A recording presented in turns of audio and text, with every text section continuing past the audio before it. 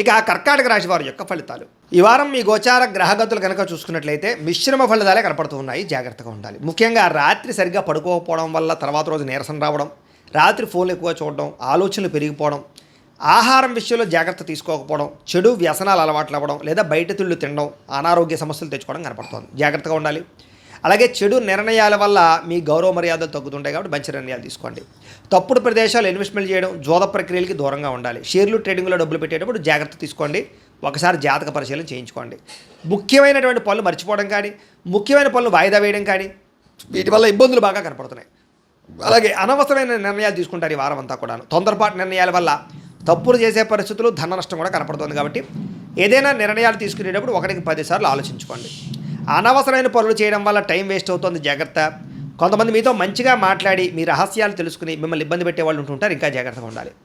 పెద్దవారి మనసు గాయపరిచే అవకాశం కనపడుతుంది. అలాగే యజమాని అనుమతి లేకుండా, అంటే ఇంట్లో పెద్దవాళ్ళ అనుమతి లేకుండా మీరు తీసుకునే నిర్ణయాలు మిమ్మల్ని తర్వాత ఇబ్బంది పెడతాయి. జాగ్రత్తగా ఉండండి. ప్రతిభకు తగ్గ గుర్తింపు అయితే కనపడటం లేదు. అలాగే పెట్టుబడులు తగ్గ లాభాలు కూడా ఈ వారం పెద్దగా కనపడటం లేదు. వ్యాపారస్తులకి క్రయ విక్రయాల్లో ఎక్కువ నష్టాలు కనపడుతున్నాయి. ముఖ్యంగా అప్పులు ఇవ్వడం కానీ, అప్పులు తీసుకోవడం కానీ వీటి వల్ల నష్టాలు కనపడుతూ ఉన్నాయి. పరపురుష పరస్త్రీ వ్యామోహాల వల్ల అనవసరమైన ఇబ్బందులు తలెత్తుతాయి. కష్టపడకుండా డబ్బులు రావాలనుకుని చేసే పనులన్నీ మిమ్మల్ని ఇబ్బంది పెడతాయి. కాబట్టి ఈజీ మనీ కోసం తప్పుడు పనులు చేయకండి. ప్రభుత్వ ఉద్యోగస్తులకి ఉద్యోగ నష్టాలు, ఐటీ దాడులు, ఇబ్బందులు కనపడుతున్నాయి.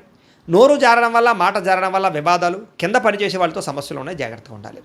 అనవసరమైన కోరికలు తగ్గించుకోవాలి. కామ కోరికలు, శారీరక కోరికలు పెరిగిపోయి ఎవరు పడితే వాళ్ళతో సంపర్కాలు మంచిది కాదు. ఈ వారం చిన్న అనారోగ్య సమస్యలు వేధించడం కానీ, డబ్బు విపరీతంగా ఖర్చు అవ్వడం కానీ, పెట్టుబడుల తగ్గ లాభాలు లేకపోవడం కానీ, ఇతర దేశాల నుండి భారతీయులకి ఉద్యోగ నష్టాలు, సమస్యలు ఎదుర్కోవడం కానీ జరిగే అవకాశాలు ఉన్నాయి.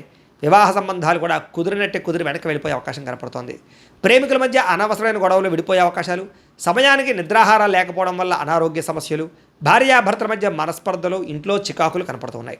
మద్యపాన వ్యసన పనులకి, రాత్రి సమయంలో డ్రైవింగ్ చేయడం వల్ల ప్రమాదాలు, అలాగే ధూమపాన వ్యసన పనులకి శస్త్రచికిత్స అవకాశాలు కూడా ఉన్నాయి. జాగ్రత్తగా ఉండాలి.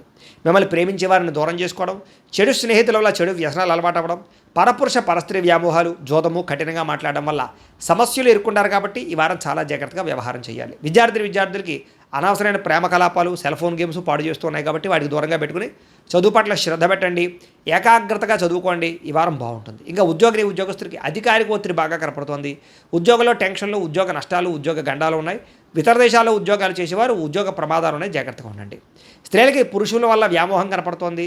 కొత్త పరిచయాల వల్ల సమస్యలు ఉన్నాయి.